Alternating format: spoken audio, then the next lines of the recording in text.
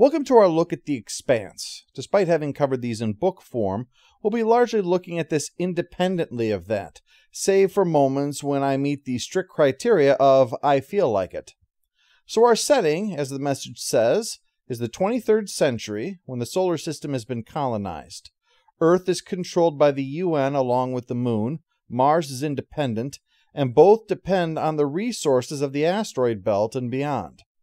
All are on edge and ready for something to be the spark that starts an all-out war. So I can assure you the plot line is how everything is just fine now and forever. We follow a woman who's been locked inside a room on a spaceship and apparently left there. Her jumpsuit identifies the ship as the Scopuli, and I'll tell you right now, her name is Juliet Mao. And this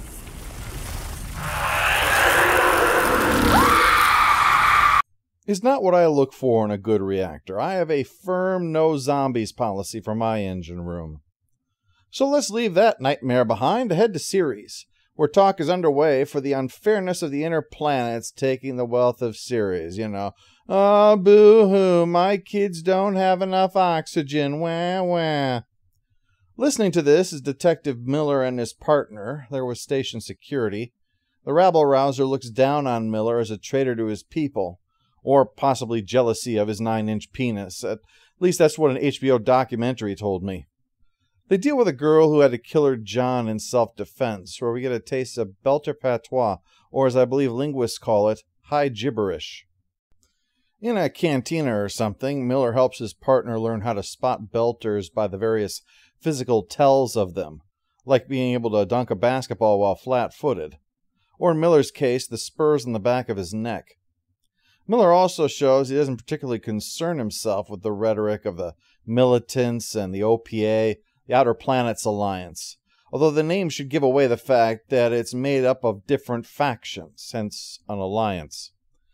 There's a saying, there's OPA and there's OPA, meaning some are just trying to make a better way of life for the Belters and others are basically just pirates. Miller is at the other end of the spectrum. He takes a bribe from a landlord to not inspect his air filters and comments that Ceres doesn't have laws, just cops. So he's the perfect choice when Juliet Mao's father puts pressure to have her sent back home. Apparently at college she got into political causes and such and began protesting exploitation. Science fiction, I know. It's a kidnap job, as they like to call it, since she's being sent back home against her will. But he's all over that on account of it means money. Meanwhile, watch out! We're going to have another work safety workshop thanks to this. And probably one for this too. This is how we meet Holden, who gets called away from this in order to hunt down the XO of the Canterbury. That's this flying monument to OSHA compliance. And he hears complaints from Naomi and Amos along the way about problems that need fixing. Problems the company is unlikely to pay for because, as established, they will screw the belt. I mean, obviously not in the same way that Holden just was. Well, he finds the XO in his quarters, having dumped out all the plants, so he can stand in the dirt while wearing a bathrobe and holding a gun. Reminds me how much I miss visiting my grandpa. He started talking to his plants about 6 months ago. I figured he would have pulled himself out of it. See, you only did a half measure when you should have gone all the way. The captain tries to get Holden to take the XO position, now that the prior one has gone to Pluto without needing a spaceship. But Holden doesn't want that shit. He prefers being second officer and boning the navigator. But the discussion has to wait, as they picked up the distress signal from the Scopuli. Well, this is going to be a tough call. On the one hand, it's a 2-day trip in the wrong direction that will cost them all their on-time bonuses. On the other, it's leaving the Scopuli and any survivors stranded and likely, well, a very slow and sad end. There is the moral duty to see to others in need, but at the same time, moral duty can't be turned into booze and hookers. So, the logs are purged. As far as the records are concerned, they never got that signal. In reality, Holden's thinking about ensuring that it's known that they got the signal somehow. That is, unless someone is there to rat him out. No, that guy looks trustworthy. But the sound on there of an actual human voice pleading, "Please help me," is too much to look away. While he thinks about that, we cut back to Earth and a high-ranking member of the UN. As established, in this world, the UN is capable of accomplishing more than parking in front of a fire hydrant. So yes, you're watching science fiction. This is Avasarilla, and yes, I pronounced it differently than I did in the book reviews, because they pronounce it differently in the show than in the books. Yes, I listen to the books. It's easier that way. I can cook, clean, and deal with cat vomit at the same time.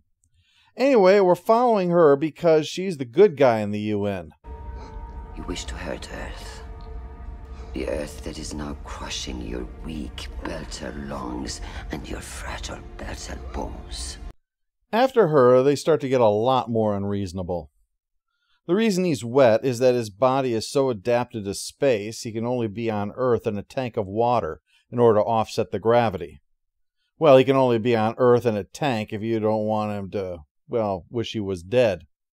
Things suck if you're a belter on Earth, unlike the belters on Ceres, who are being treated because it seems some cheap-ass didn't take care of the air filters like he was supposed to, and somehow the cops didn't seem to notice. Wonder how that could have happened. To round it out, on the Canterbury, word has come in that the log was sent anonymously to corporate, so now it has to be checked out. That's not just inconvenient and likely going to cost them money, but it's going to require a high G acceleration. Even for those of us on Earth, that's going to be strenuous, so to deal with that, there's a drug that everyone has injected into them through their chairs. The juice allows them to take the maneuver and survive without having a stroke or looking like Wile E. Coyote after a rock falls on him. So after that fun, Holden and Naomi get to work on readying their shuttle to head over to the Scopuli, and Holden finally rises to his girlfriend's defense, as she has been taking the blame for the distress signal being logged because she was vocal about them having to do it because it's right. Well, Holden finally admits to Naomi that he did it. She wisely suggests that he not blab about that anymore. There's a time and place for chivalry, and it's not with a bunch of thirsty, horny people who are waiting to get paid.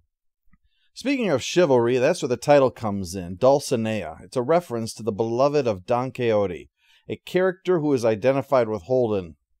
Don Quixote is famous for charging at windmills, though that is just one scene in a massive book, and I hardly recommend it to you, I really do. And yes, I listened to that one also. Anyway, Dulcinea was the woman that Don Quixote was dedicating all of his chivalrous acts to, probably in this case referring to the navigator that Holden is shagging, that he was doing this for her. Speaking of chivalry, on Ceres, Miller decides that some cock-blocking is in order, although that might be the liquor talking. He asks someone he apparently once had a thing for about what Julie Mao likely was getting up to out here, but she has nothing particularly helpful to say unless you want to count a general attitude of GFY. Later, as he looks at the bribe that he's gotten off that guy and sees one of the kids that have been affected by this cheap-ass, Miller decides he needs to have a conversation with him about something. That's one way to get someone's attention. Back at the Scopuli, the shuttle has arrived and finds this ship has got a big old hole in the side of it. It's decided that Holden and Amos will go check it out, so they suit up and head over, with Amos carrying a gun because that's just the way he rolls. Amos says the reactor was shut down, as in somebody was actually on this ship to turn it off, and the hole in the side must have been caused by a breaching charge, and done when all the doors were open to ensure that if anybody's hiding, well, they'll have to hold their breath for a long time. But worst news of all is that this ship isn't sending the signal itself. There's a small device that's doing it. As the captain feared, pirate bait. As in stuff used by pirates to draw in prey, not something that you would use to attract pirates. Pirates are attracted to booty, much like Sir Mix-a-Lot. But turns out what shows up isn't pirates, because while a ship does appear, it's out of nowhere, meaning that it's stealth.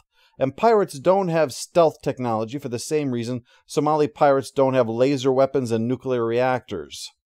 And they're not there to snag the little shuttle. They fire missiles that are meant for the Canterbury. There's something you should know.